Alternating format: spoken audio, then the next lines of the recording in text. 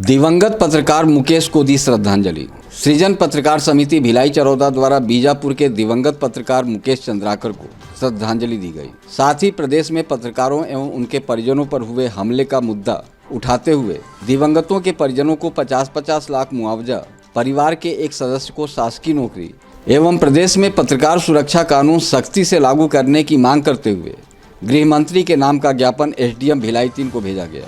उल्लेखनीय है कि बीते दिनों बीजापुर में युवा पत्रकार मुकेश चंद्राकर की हत्या कर दी गई थी। इसके अलावा सूरजपुर में पत्रकार संतोष टोप्पो के पिता, मां एवं भाई की भी हत्या कर दी गई थी। सृजन पत्रकार समिति की ओर से मांग की गई कि पत्रकारों द्वारा दी जाने वाली शिकायतों की डीएसपी स्तर के अधिकारियों से जांच होनी चाहिए। वहीं छत्तीसगढ़ जन अधिकार मोर्चा के द्वारा बीते दिनों भिलाई 3 में पुराने तहसील कार्यालय के समक्ष प्रदर्शन कर शासन को ज्ञापन सौंपा गया था। इसमें मांग की गई थी कि 4 लेन पर कुम्हारी में टोल प्लाजा पर की जाने वाली वसूली को बंद किया जाए।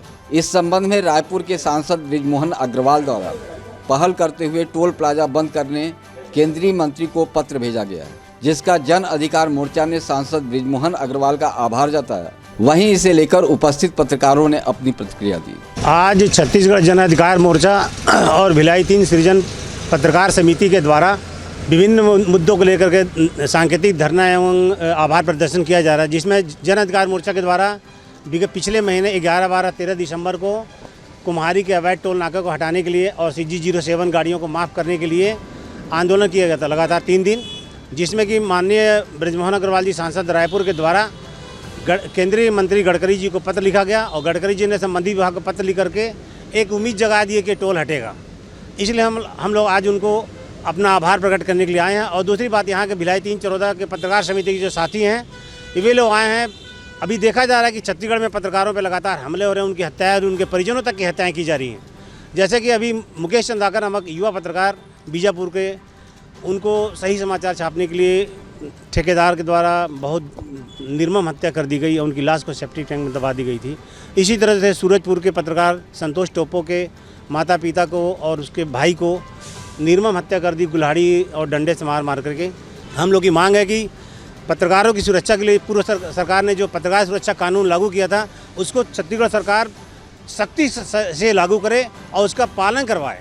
और जो पत्रकार मारे गए हैं, उनके परिजनों को 50-50 लाख रुपए जुर्माना दे एवं हत्यारों को फांसी दे और उनके घर के एक व्यक्ति को सरकारी नौकरी दिया जाए।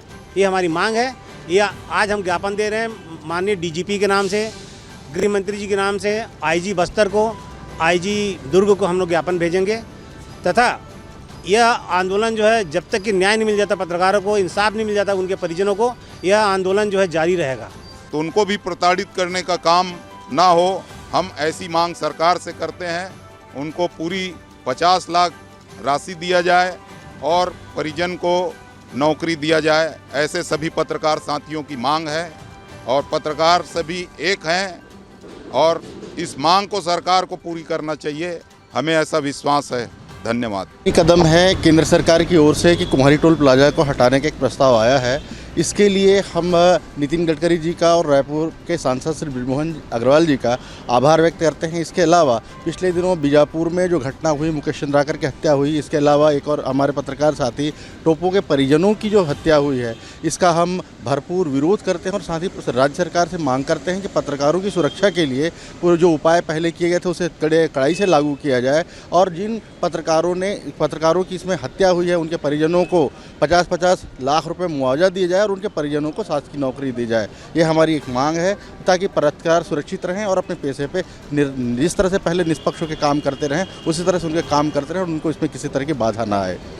मैं सृजन पत्रकार समिति का उपाध्यक्ष अपने दिवंगत पत्रकार साथी की मृतात्मा के लिए शोक व्यक्त करते हुए श्रद्धांजलि अर्पित करता हूँ और शासन से मांग रखता हूँ कि हत्यारों को फांसी दी जाए, उनके परिजनों को 50-50 लाख रुपए की मुआवजा राशि और नौकरी प्रदान की जाए।